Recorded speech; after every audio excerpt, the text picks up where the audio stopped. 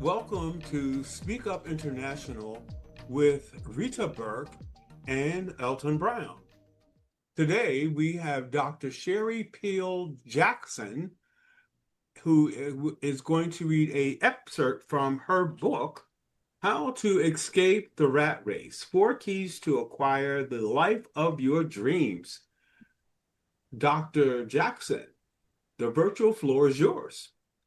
Thank you, Elton and Rita. And like you said, I'm going to read from my book, How to Escape the Rat Race: Four Keys to Acquire the Life of Your Dreams. The four keys are decreasing expenses, eliminating debt, increasing income, and building wealth. And I'm going to read from decreasing expenses because that's the first area that you have to tackle. First, I'd like to talk to you about implementing a plan that will help you become debt-free and stay that way. Becoming debt-free today is a very daunting task. Current statistics reveal that Americans have a negative rate of savings, meaning that we spend more than we earn. We have created a massive amount of debt, and we are witnessing devastation around the country because of that debt. I want you to avoid the coming economic earthquake. And you can if you take the proper steps. Time is of the essence. As I interact with people on a regular basis, I find that many are in debt because they are self-indulgent. Self-indulgent people have telltale signs. Number one, buying items without thinking about the bills that are already due. Number two, living a lavish lifestyle to try to impress others. Number three, building or leasing a new vehicle. I'm sorry, buying or leasing a new vehicle every 2 years. Number four, having closets full of clothes, many with the tags still on them. Number five, always talking about department store sales. Number six, making sure that everything they buy carries a well-known brand name. So how do you decrease your expenses? One of the hardest things for people to do is to decrease their expenses. Whether out of habit, pride, or whatever reason, people don't seem to be interested in decreasing their expenses.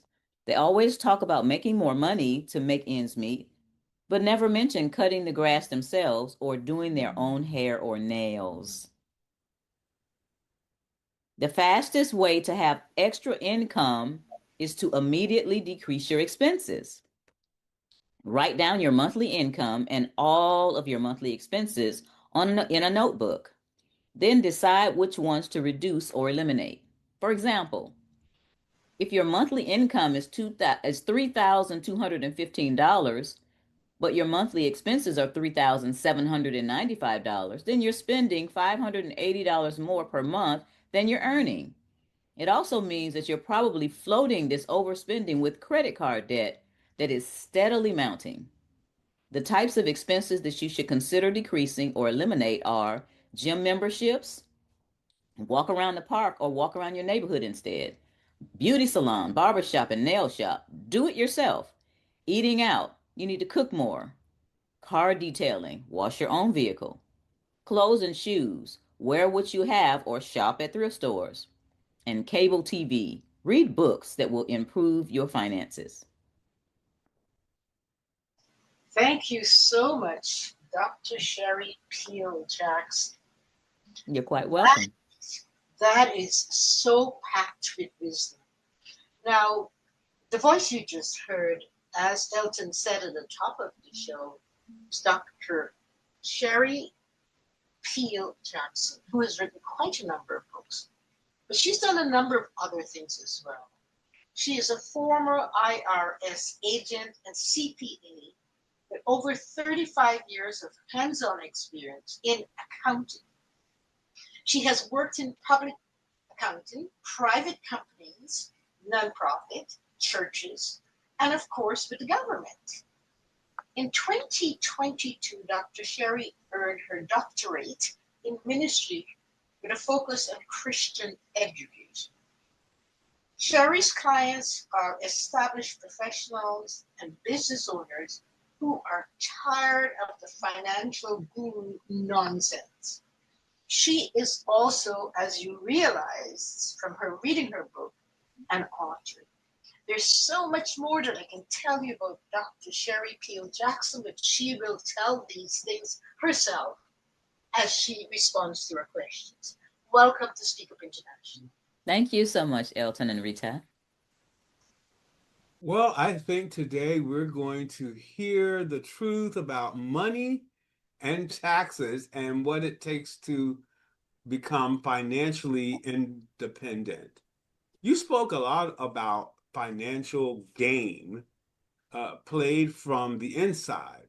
On a personal level, what was the hardest challenge you faced in your financial journey, and how did overcoming it shape the way you help others today? Well, I'll tell you the first one. When I was younger, you get enticed to get credit cards and you're not thinking about the debt that mounts. So when I was younger, I had 15 credit cards. I was married. I had Zales. I had the K's and Chevron, Exxon, all the gas stations, everything. And it put, hundreds of thousands of dollars on these. Not a lot, but I had too many credit cards. And I realized that, hey, although I was making good money, all of it was going to interest. That's when I just started to hate interest. So what I did was I said, I'm going to get out of debt. I started studying and I found the snowball method. The snowball method to get out of debt is take all of your debt and put it on a sheet, put the smallest one at the top. No matter what the interest rates are, put the smallest one at the top. Tackle that small one.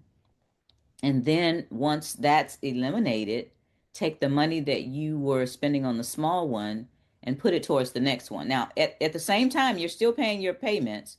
You're still paying your monthly payments on all of them.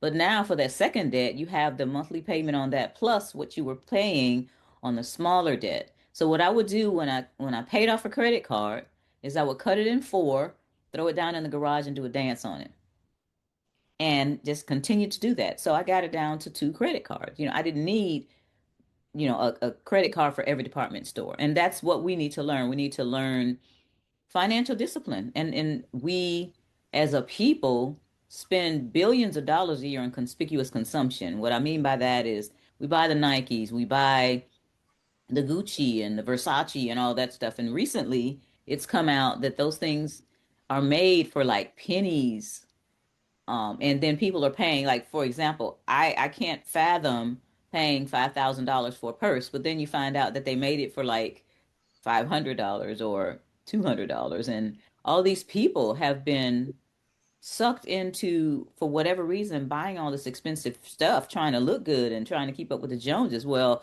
let me tell you, the Joneses are broke. So we don't want to be there. I like that. The Joneses are broke. I will not forget. But you are correct. We tend to spend, and I don't understand how young people in particular are enticed to get so many credit cards. And in your bio, Dr. Sherry, you call yourself a financial expert. Talk to us about that title, please. I'm an expert at finances because I started keeping the books at my family when I was 14 years old. My parents divorced when I was 14.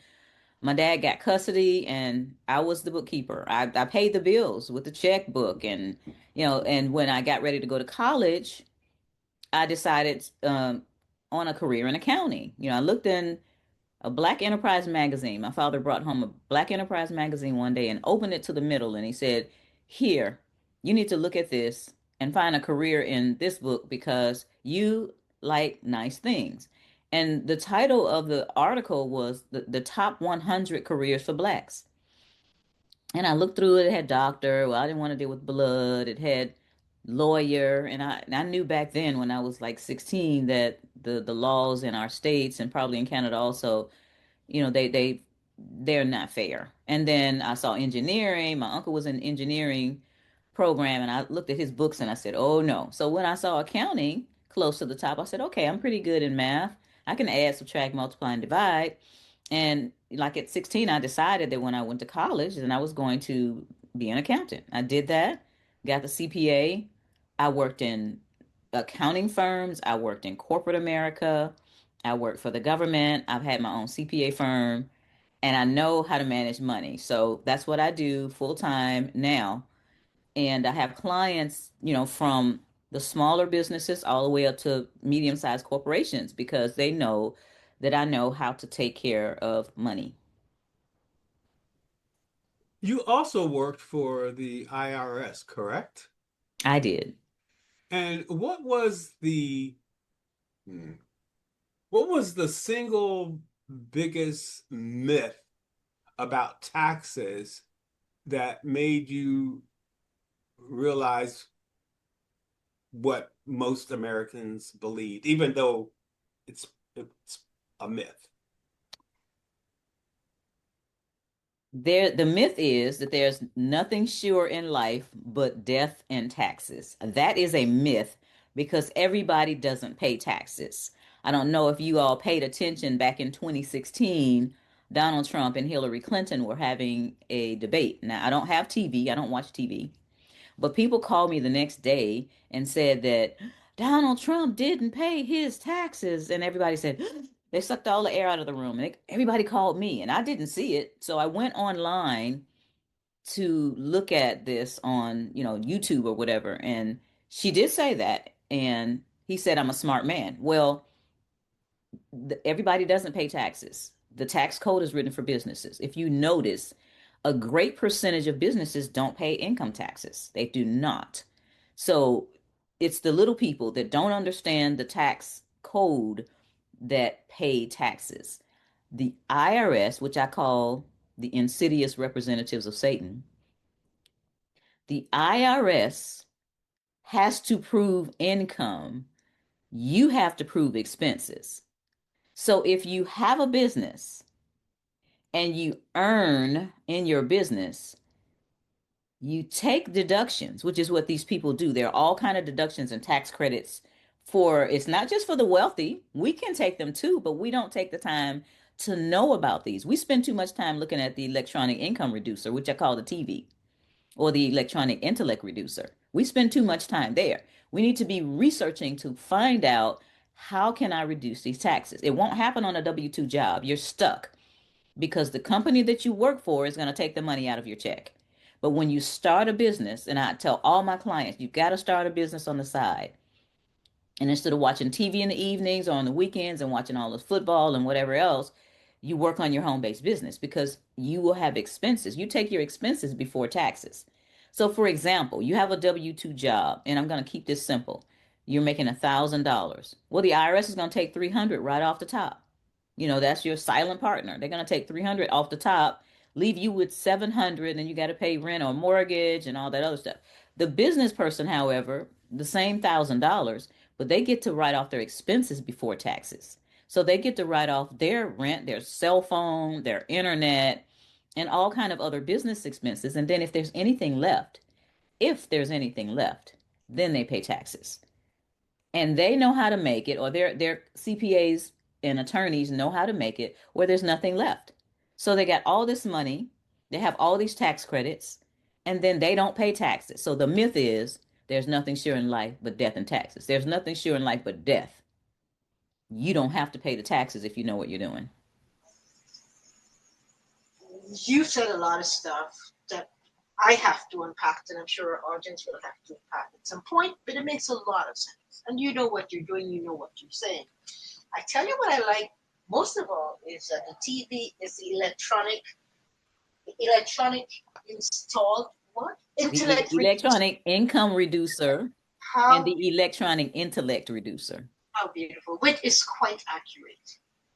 Dr. Sherry, I want you to share with our audience your perspective on investing in stock market, please.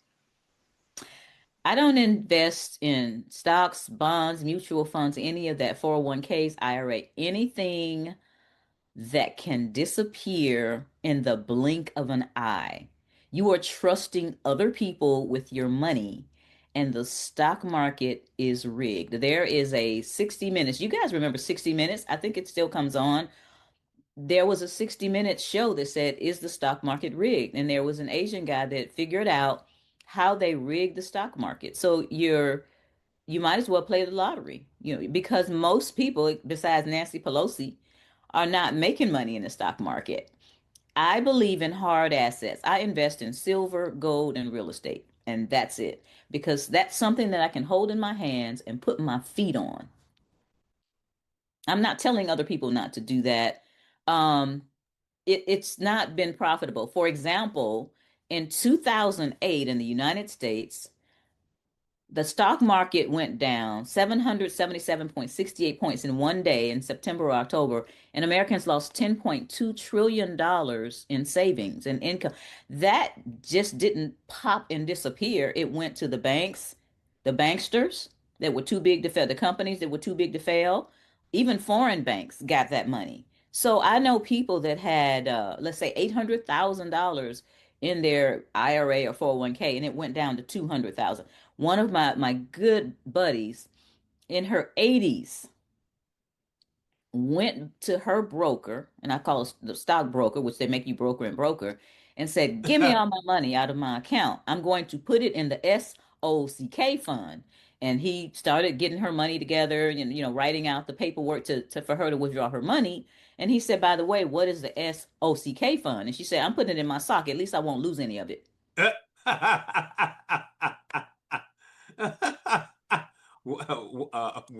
Well said. Uh, uh, I guess maybe that's what all of us should do, especially in the turbulent times that we are in right now. So, if you could teach everyone one principle about taxes that would change the financial future of people overnight, what would it be?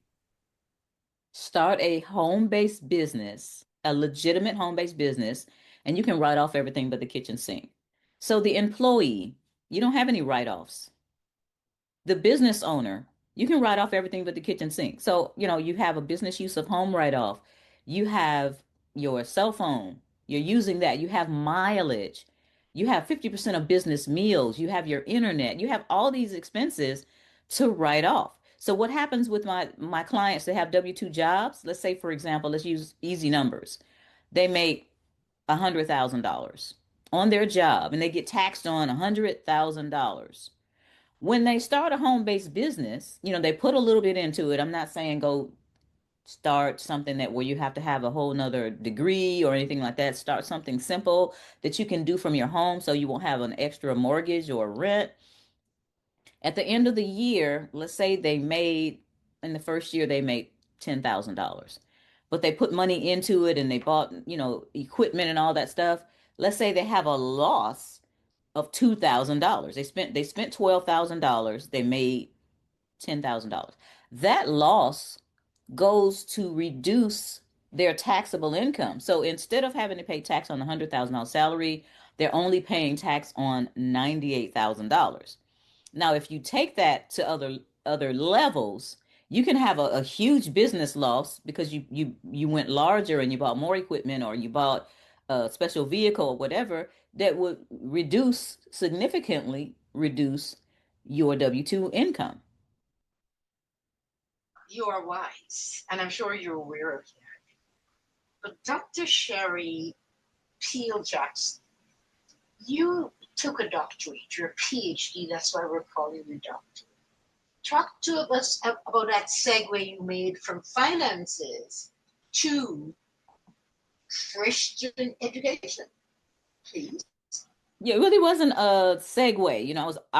I became a Christian. I gave my life to the Lord in 1986, never looked back. So all the same time I was, working with the finances, and I was a Christian. And when I decided to get the education, it was more so I needed to know. I like facts.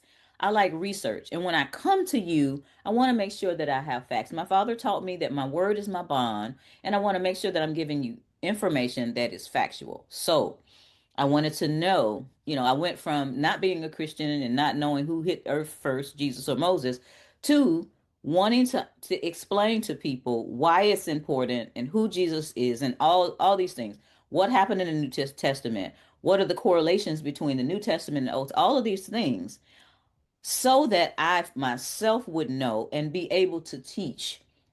Now, as far as churches are concerned, church finances, the IRS had me heading up what's loosely called the Preacher Project when I was at the IRS for my last 2.5 years there.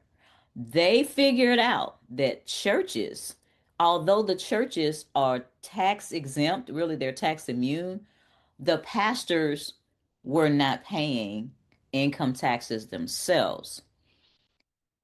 It takes an act of Congress basically for you to be able to audit a church. But what the IRS decided to do is go in the back door and audit the pastor. And if they found something egregious going on, then they would write letters up the chain and get a chance to audit the church. So I audited several pastors in that 2.5 years. What I found was churches, especially the small to medium sized black churches, don't have anything together. They don't have their finances together. They don't have their administrative together. They don't have anything together. They're open to lawsuits and they're also open widely to IRS scrutiny. Now, me getting a doctorate degree was for my education, but also because it gives me more credibility in the Christian community. I've been a Christian since 1986. I'm just not some financial guru coming to try to tell you what's going on. I have been in the church. I've helped with church finances. Some of my clients are churches and other Christian nonprofit organizations. So that's my expertise. So it's a blend of the finances and the Christian because we're the ones as Christians that are supposed to be helping others. If we're in debt, we're floating in the same ocean and we don't have a raft, who's going to listen? We're supposed to have the answers. We're supposed to have the spiritual answers, but we're also supposed to have the financial answers. We're supposed to be the head and not the tail. Well, if we're running around with everybody else, we're the tail. So teaching Christians, starting at the church level, about finances and how to run a church properly, and then going and saying, Pastor, I want to teach you how to stay away from lawsuits because this is the United States of America. We have 5% of the world's population, but we have 70% of the world's lawsuits. There are more lawyers in Jacksonville, Florida than the whole of Japan. And everybody's sue crazy. So I'm trying to keep you from getting sued. I'm trying to keep you from having an IRS audit. I'm trying to help you grow your church and get your financial office and your administrative policies in order. So with a doctorate in ministry, then I feel that that's more accepted than someone coming off the street that is not a Christian. Okay, you talk a little bit about the KPG system, and I think it's Keep, Protect, Grow.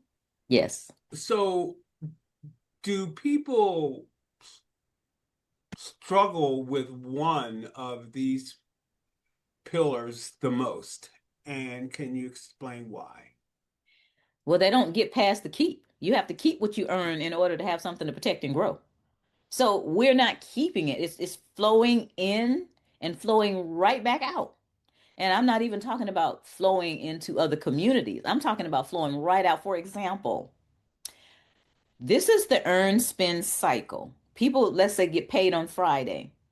On Friday, they go out to eat. They go to the mall. They go to the movies. Saturday, they go to the club and maybe back to the movies. Sunday, they drop $25 in the bucket. And then Sunday evening, they pay, whatever bills they have. And then they're broke by Sunday night. And then they press repeat. We have to get out of the earn spend cycle in order for us to protect something, to have something to protect and something to grow. So as opposed to spending all our money in the malls or, buying new cars, I suggest people, if you buy a used car and run it until the engine falls out, every time you do that, you take 5 years off your retirement age because you don't have a car note. You have a paid off car and you're driving it. I don't care what it looks like. If it's getting you from point A to point B, that's all you need. Let everybody laugh at you. They used to call, us the broke Jacksons, not understanding that we weren't broke. We were just very conservative. Now everybody's, trying to borrow money, from me. So you got to, what you have to do is live like no one else so that later you can live like no one else. I made sacrifices. My children didn't wear the Nikes. They had the, whatever Payless shoes and they got laughed at and all that. But now, my son is making over six figures. My daughter's close and they both have their own homes. And we have property in Costa Rica. I have three pieces of property in Costa Rica. I have two properties here. This is what the sacrifice was about. So what we need to do is keep. If you learn how to keep, then you will accumulate assets, hard assets, so that you can learn how to protect them and then continue to grow wealth. In the Black community, we rarely have generational wealth. When somebody dies off, the bank gets the house back. In other communities, they give their children, when they get married, they give their children a house. Where that gap is there and we know about it, but why aren't we doing anything about it? Dr. Sherry Peel Jackson. On SpeakUP International, we seek to inform, educate, and inspire. And you are just opening cans of worms for us, and we certainly appreciate that. You are indeed inspiring. I would like for you to talk to our audience a little bit about the time when you had to say enough. When was that time when you had to say enough? So there's been many times like that. My father, which is, I grew up with a father in the home, which is a big reason why I am who I am. He said, we can't complain in our house. If you don't like where you are at point A, do not complain. Just go to point B. So there have been times that I was at point A, didn't like where I was, and I went to point B. Case in point, job situations. I worked in corporate America. I only worked in corporate America for 8 months because in corporate America, it's not what you know, it's who you know and what you do with who you know. So the politics in corporate America is real. And I discovered that. And so I said, enough is enough. I am not going to be this person that's going to be demoralized or devalued. And I left corporate America. There have been times when, for example, with the IRS, enough is enough. The taxes are supposed to be paid like President Trump is doing right now. For the privilege of doing business in the United States, we're supposed to be collecting these tariffs. It's in the Constitution and all the founding papers, but they flipped it around and started stealing the money from good American people. We are supposed to have our income come to us. For example, let's use Rita. Rita, I'm going to come and cut your grass. You're going to, in exchange, give me $100. So you're exchanging for my life force. I'm going to use my arms and legs and brain to cut your grass. That's what it takes. In exchange, you're going to give me the $100. The government wants to tax that $100, and that's my life force. We talk about life, liberty, and the pursuit of happiness, or life, liberty, and property. On the other hand, the corporation called Walmart, let's say the smallest Walmart in the United States yesterday made $100,000. But they have to pay rent, they have to pay for the goods that they have in there, they have to pay salaries, they have to pay electricity, all of those expenses. And let's say their expenses were $80,000 yesterday. Their net income is $20,000. They don't pay tax on the $100,000. They pay tax on the $20,000. So we are not supposed to be taxed, and I've done the research on this. We're not supposed to be taxed this way. And there's a poster that I have in my office, and it says, and it's a picture of some slaves picking cotton. And it says, if stealing 100% of the product of someone's labor is slavery, at what percentage is it not slavery? That's when I said enough is enough. I'm not giving these people money. Now, I've been through with the IRS. If you go online, you can see my situation with the IRS. I tried to cut the head off the beast and that didn't work. And I had to pay dearly with my life and time for that. However, I have learned and I tell people how to starve the beast instead. And when I say starve the beast, I mean making sure that you're keeping every dime that you can by starting businesses and having the write-offs. If Donald Trump and Hillary Clinton, by the way, she doesn't pay taxes either, they have blind trust and they have all of these tax credits. There's a tax credit that was out there that if you buy 40 acres and some cows, you get like a huge tax credit. And you know, there were people out there buying 40 acres and putting a couple cows on there. They write the tax code because Congress listens to the wealthy people. I'm going to give you one more serious example. It's called the Augusta Rule. In Augusta, Georgia, every year there's a Masters golf tournament. There are $1 million houses around this golf course. When the golf teams come in from the other countries, from Ireland, from Scotland, from Switzerland, and all that, they want to stay in these $1 million homes. They don't want to stay in the hotels with the common people that are coming in to see the golf course. I mean, the golf tournament. They want to stay in these homes. These people that own these homes, they know Congress people. They said, "Hey, Congress, we want to rent our houses out during this golf tournament, during the Augusta PGA, but we don't want to pay tax on it." So Congress said, "Okay." May have even been a congressman living down there at the time.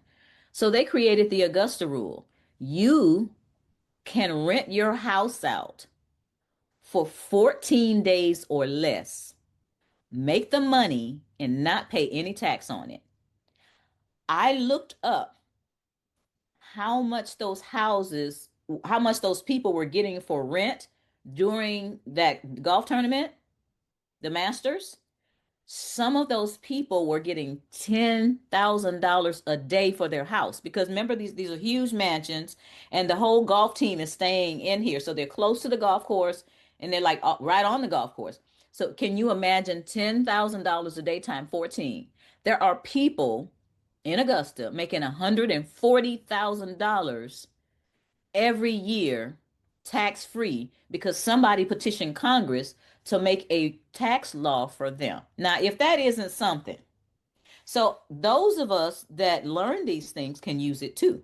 During the 1996 Olympics, which were in Atlanta, what did Sherry do? Sherry rented out her house for 14 days to a journalist from Copenhagen, Denmark. I didn't make $10,000, but I made enough to pay for my daughter's private school. Now, both of my children were in private school. My children never graced the halls of a government school. I knew when I was 14, 15 years old, because my mother was a social worker for the local school system. And the things that she would come home talking about, I just made a decision. My children were not going to go to a government school. So my son and my daughter, my son, he's 35, and his first public school was Georgia State when he got his master's. My daughter's first public school was Georgia State when she got her bachelor's.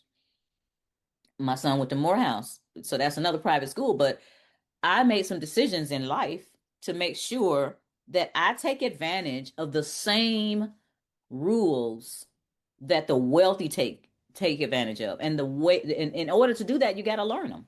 So either you're going to go learn it yourself or you get with somebody like me. All right, somebody like you. There are thousands of us that do not understand how this system works. Where is the best place to start learning? I mean, we're never too old, it's never too late. So where do we go to learn how to starve the beast? That's a hard question because it's going to be different for everybody. It's not really a cookie cutter thing. It depends on where you are in life, what you have, what you want. For example, someone that's in their 60s that is just starting, they need to learn how to rapidly accumulate income and turn that into wealth building. Someone that's younger, They're going to look into some maybe insurance avenues, and everybody, I think, should start a home-based business. It's not too late, just like you said, never too late to start a home-based business. That's where you start as far as income is concerned. It's the way to get rich or wealthy is to make money faster than you spend it. So that's the key right there. You got to make money faster than you spend it. So there you got two pillars there.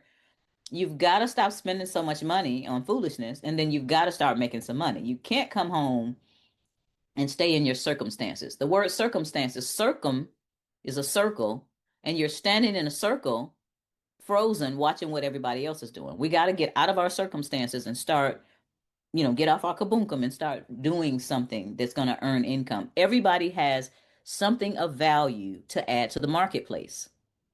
So if you think of a business and you work through, this is what I do with my clients. Hey, one lady said, I want to do quilting, and I saw her quilts. They're beautiful quilts, but you can get a quilt in Walmart or Target. So no, that's not the business. You can keep that a hobby, sweetheart. We have to think of a business that you can do. One of the great ways to make money is online, whether you're selling things on Amazon or eBay, whether you create a YouTube channel and you're giving content, because there's 8 ways to make money on YouTube. So it depends, but you've got to think of something that's going to increase your income, and you've got to be disciplined enough to decrease your expenses. I want to hear a little bit more about the kinds of things that people waste their money on. You talked about it at the top of the show. Talk to me a little bit more about some of the things that, through your lens, people waste their funds on and what they can do to avoid that. In my book, How to Escape the Rat Race, I talk about it. Most of us buy clothes. I think that for some reason or another, and it's systemic, but a lot of people have low self-esteem. So I know someone that bought a car for $800 and spent $4,000 on rims. Four $1,000 rims on an $800 car. So our mindsets need to change. We need to stop thinking I've got to go and get the $500 or $600 or $700 purse or the $5,000 purse, just to make Betty jealous or whatever. So the conspicuous consumption that I'm talking about is usually things that depreciate, not things that appreciate. Clothes, shoes, cars, everybody running around in a Benz and a Beamer. Just get a Buick. Pay that joker off. And then when you get to the point where you can afford some of these things, even buy a used, I have a BMW. I put I put half cash down for that because I saved up for it. Because I knew that my other vehicle was old. That's another area. There's nothing that's a real emergency. It's just not, it's poor planning, improper planning. If you have a washer and dryer that's 15 years old, you know it's not going to last too much longer. Start putting money aside for that, which is what I did. And then when they break down, you have money in the bank account and you can use your debit card to pay for the new washer and dryer instead of a credit card. So these cars, your car is getting old. Don't wait till it tears up. Put the money aside for a car. So what I did was I put half down on this car. It was a used car. Like I said, buy a used car. I bought a used car, put half down on it. I had a car note that was 20602. I remember that for a year. And then close to the end of that year, I paid it off. So since 2019, I have not had a car note. What am I doing with that money? Investing it, building up my property in Costa Rica. That's where I plan on retiring. And so I'm building 2 communities in Costa Rica. One is on the beach, near the beach, and one is in the hills. And people that are like-minded that want a plan B are purchasing this land and having homes built there, because a lot of people feel like the United States is on its last leg and there are things happening here that are totally crazy. This digital currency and all these other things that they're doing. Oprah has her island. What's the guy's name? Bronson has his island, Necker Island. Ted Turner has over 1,000 acres in Montana. There's people that are buying property all over the world. The Rockefellers have a whole compound in I think it's not St. Thomas, one of those, St. Thomas or St. John. Look at what the wealthy people do. If you do what they do, you can have what they have. So I've decided that my plan B is going to be a home in Costa Rica. Why did I select Costa Rica? I did a lot of research, a lot of research. I thought about going to the continent. I've been to the continent, but there's a lot of corruption and, there's too much going on over there. You can drive to Costa Rica through Mexico. But the biggest things are you won't starve to death because at least 60 or 70% of the trees have something growing on them. You won't freeze to death. When they blew up that Nord Stream pipeline, they didn't talk about on the news how many people froze to death after they blew that pipeline up a couple, 3 years ago. And there's fish all over because you got fresh water and salt water all over the place. So when the grocery stores close down in the United States or Canada, there's going to be pandemonium because people aren't growing stuff. But when the grocery stores close in Costa Rica, you just go in the backyard and get you something to eat. Even here in the United States, I have a peach tree in the front yard, I have a fig tree in the backyard, a pomegranate tree, a pecan tree, two apple trees, eight blackberry bushes, two blueberry bushes, and some other stuff, and two raised bed gardens with kale and stuff in them. There's no more time to play. There's no more time to play. I just turned 63 years old on Sunday, November 16th. There's no more time to play. Wow.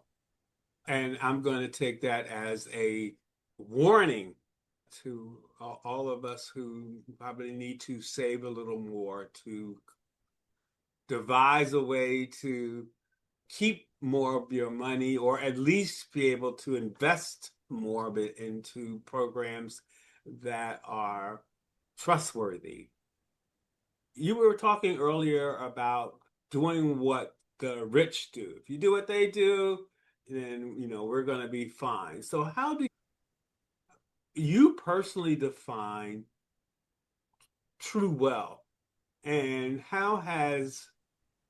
um, how definition changed over the years? Because I'm assuming, and I know what they say about assuming, but you know, the definition of true wealth changes. And so how do you define it now? And where do you see the definition being modified within the next, say, 2 years? So first of all, I want to make it clear that we're talking about financial wealth. People talk about health and all that, and we understand that. We are talking about financial wealth because we're talking about finances. Finances. There's one definition for financial wealth, and it does not change. Wealth is calculated by the number of days that you can survive without working, or anyone else in your household physically working, and still maintain or increase your standard of living. I'm going to say that again. Wealth is determined by the number of days you can survive without working, or anyone else in your household physically working, and still maintain or increase your standard of living. Now, anybody that's running around making money that's not stable and has a job that's making $300,000 a year, that's not wealth, because if they lose their job, 3 months go by and then their cherry furniture or their mahogany furniture is going to be out on the front lawn. Okay? So that people like Oprah, they don't have to work, never have to work again. Elon Musk, never have to work again. Certain other people that I know, they never have to work again because they have money coming in 100 times faster than the money's going out. They have gotten to that point where they've gotten beyond having to work physically with their hands or even, supervise or anything with money. They have put systems in place where their money is making money on top of money, and then they go start something else that's making money, making money. So that's the definition. And the definition of financial freedom is the ability to do what you want, when you want, with whoever you want, with no concern for money. Can you define what is passive income?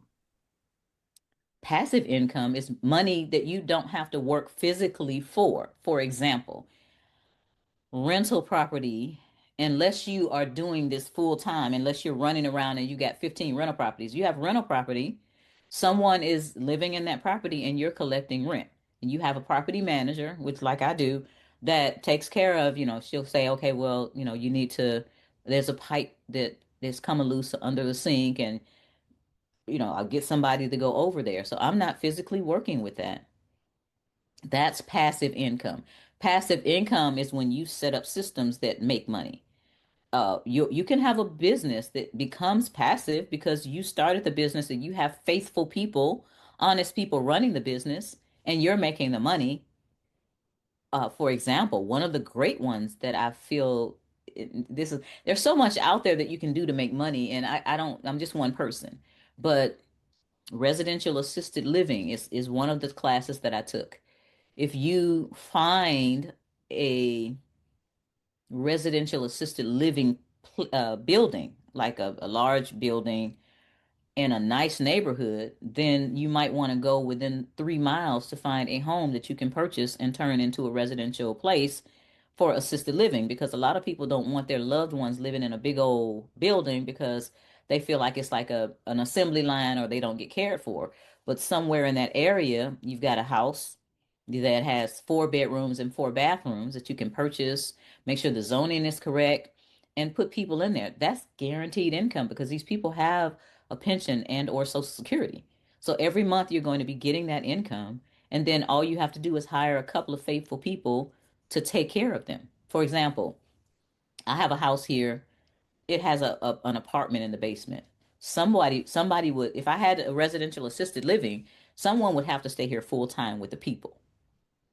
And that person, the other people would come in during the day. So those people have to be paid, and you have those expenses and you have food expenses. But if you've got 4 people in a house and each of them are paying $4,000 or $5,000 a month, that's great income. And it would be passive if you're not working it physically. Dr. Sherry Peel Jackson.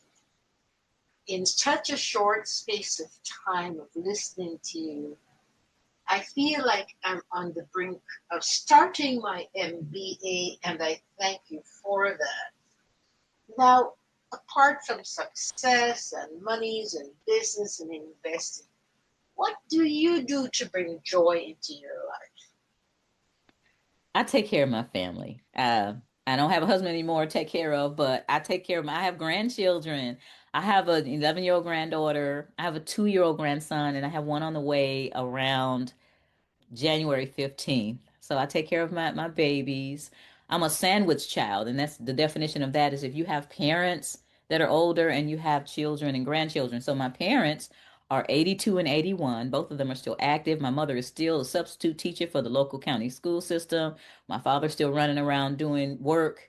And my children are both working, and they don't need my help that much, but with the babies. So that's what I do. And I go to Costa Rica and just relax. I mean, I sit on my front porch and just, drink some tea in the morning and just sit there and look at the papaya tree grow and listen to the birds and just enjoy. I love to travel. I've traveled to several different countries, just to see God's beauty everywhere. God's beauty. I think that sums it up. And I think most people would like to get there. Unfortunately, there are a lot of distractions. Some of them are not good. We know there's an individual that is trying within the United States of America that are basically trying to tear any type of financial stability to get rid of all of that. Let's just nuke all of that.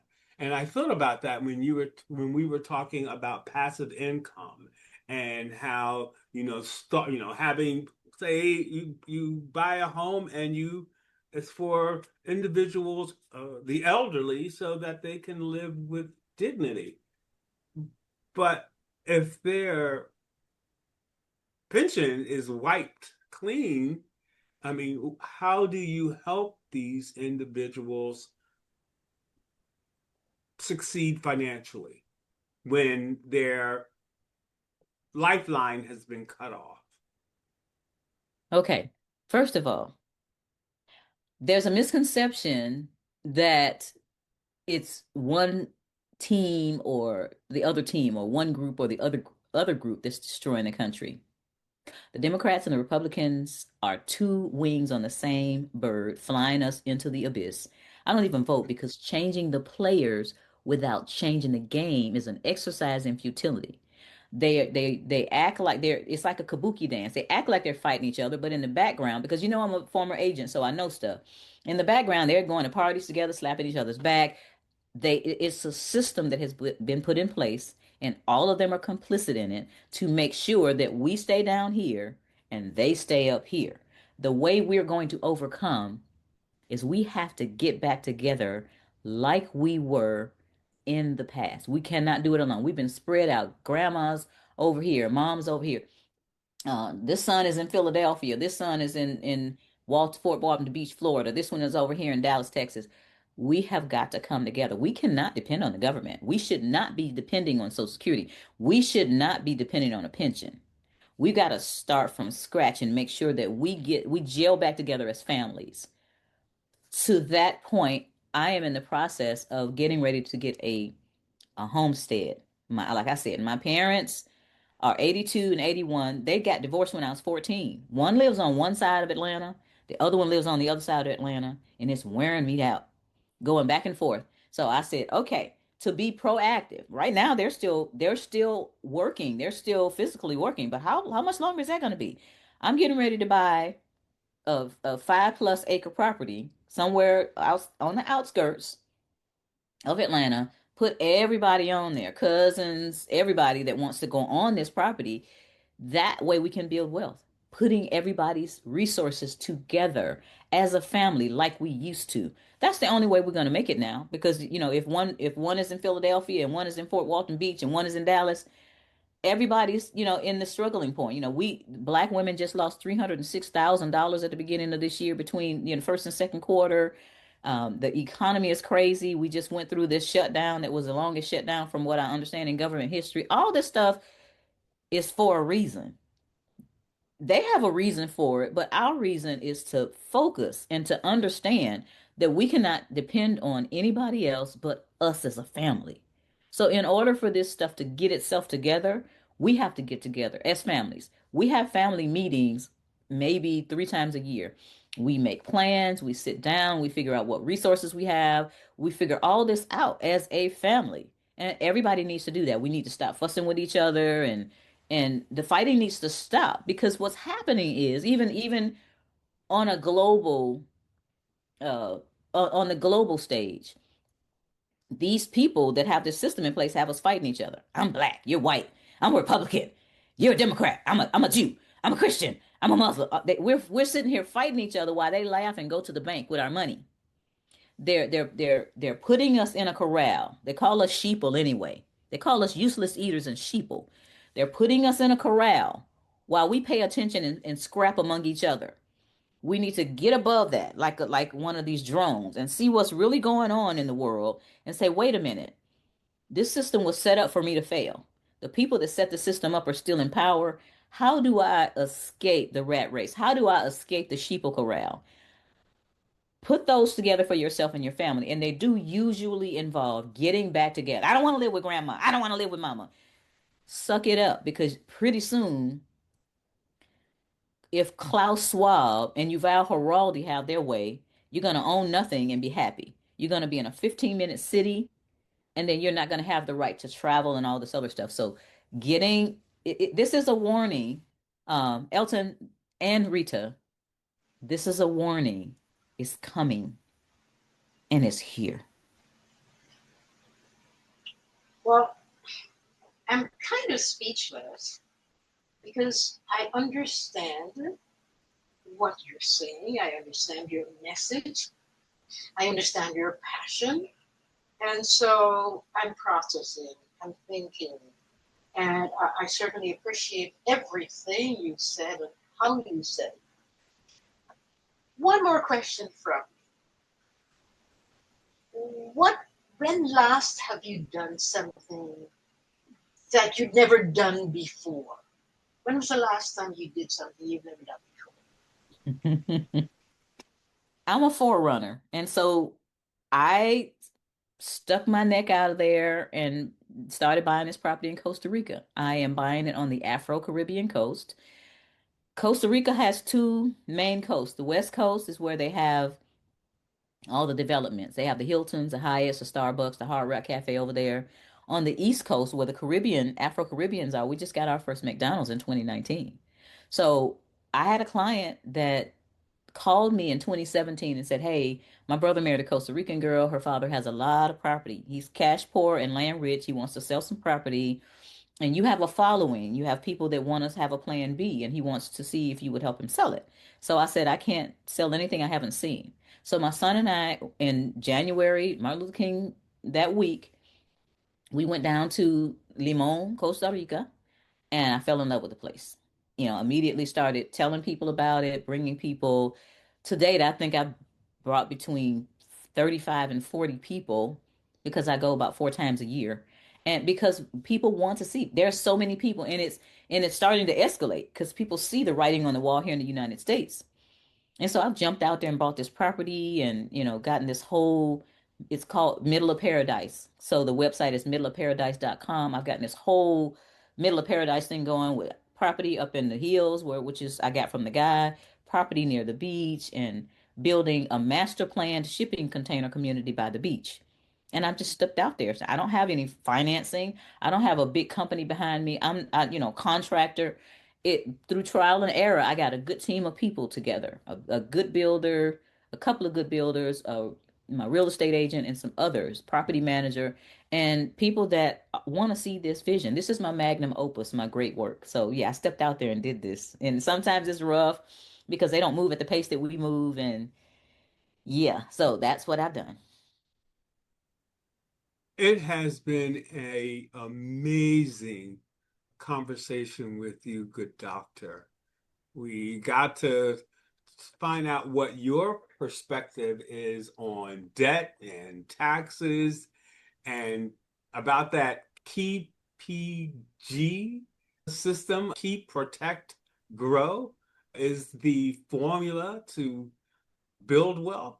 And on top of all of that, we also got to talk a little bit about myths and misconceptions that people have when it comes to money and debt and taxes.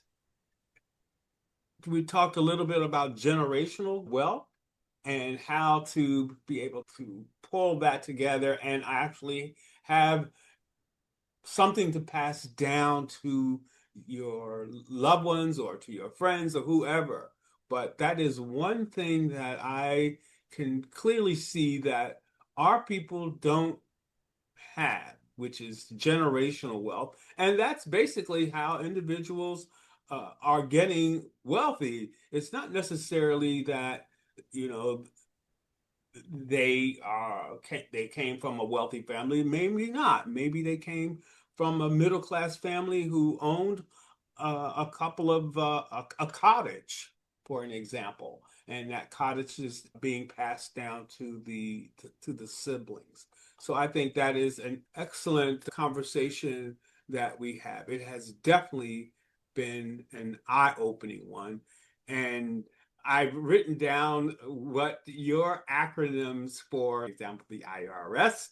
I thought that was hilarious. And I think those things that I laughed about, and I'm hoping our audience laughed as well. But for me, laughing about these things helped me remember the warning that you have issued. Yeah, we're laughing and joking, but it's not funny because if we don't have a fig tree or an orange tree somewhere, we're going to wind up being hungry and alone. And that is the last thing that we want. So thank you so much. This episode has definitely sparked something in me. I'm going to definitely, what's the word? Go over all of this stuff, unpack it so that I can use a lot of this in order to protect myself and also build wealth. Rita, do you have something you'd like to add to that? I just want to say thank you, thank you, thank you for sharing all of that information in such a refreshing way with me with our audience. I concur with you when it comes to our passion, our obsession with shopping, shopping, shopping, with getting. And I think at the heart of that is the need to impress, Yes. which comes from way back in our history. And I'm hopeful that at one day, at some time, we will be able to overcome that and to focus on the things we need to focus on. So Yes. again, I say a hearty thank you to you, Dr. Sherry Peel Jackson. And our hour has just gone by like 5 seconds. Yes. I certainly appreciate what you've shared. Thank you. Thank you. Yes. Thank you for having me, Elton and Rita. And if you want to contact me, you can contact me at connect@sherrypeeljackson.com or at sherrypeeljackson.com. Thank you for tuning in to Speak Up Exclamation Point International. If you wish to contact our guest, Dr. Sherry Peel Jackson, please be prepared to submit your name, your email address, and the reason why you wish to contact Dr. Jackson at linkedin.com. Dr. Jackson has other social media accounts you can use to connect to her that will be listed in the description section on Spotify and other social media platforms. Your voice has the power to inspire, influence, and ignite change. We love to hear your story. We invite you to connect to us by sending your message that includes your name, company, or organization name, the valuable service you offer to your community, and your email address to info@speakuppodcast.ca. You can also find our new video podcast channel at bit.ly/SpeakUp Podcast Video. You can also find our audio podcast at www.speakuppodcast.ca. Our logo features a woman with her finger pointing up, mouth open, speaking up. As soon as the website passes inspection, you will be able to gain access to the video and audio versions of each podcast using the following link, www.speakuppodcast.ca. As a member of our Patreon group, you will gain access to a wide range of exciting benefits. We are working on providing you with early access to new episodes and the opportunity to suggest topics for guests for future episodes. Your contribution of $2 or $5 monthly will not only help sustain the continuity of the podcast, but will allow us to enhance the overall listening experience for all of our dedicated followers. Help us help you. www.patreon.com/SpeakUp International. Don't miss our next episode. Join us again on Speak Up Exclamation Point International, where we aim to inspire, inform, educate, and entertain you.